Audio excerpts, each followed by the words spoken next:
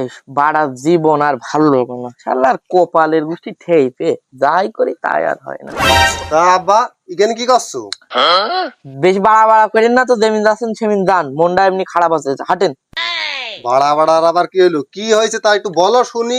আরে বাবু জাতি বলছি যাও দিনি, কানের গোড়া ঘ্যান ঘ্যান, যাও যাও যেমিন বাবু, যাচ্ছে মন যাও। খারাপের কারণটা শেয়ার করলি মনটা হালকা হয়।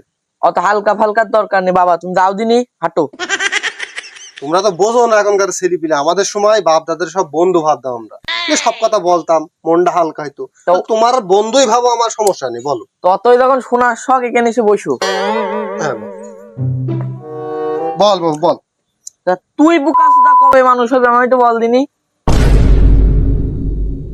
তুই ওই পাড়ার ওই জরিনার সাথে কি বলি সত্যি করে বল। তুই বলেছিস ও খুব সুন্দর, তুই ওই ছোর কথা বলার পরে আমার সাথে আর প্রেম করতে যাচ্ছে না। তোর এক পা কবরে আজ বাদে কাল যাবি, মরবি, তুই ওর ওই কথা বললি কেন?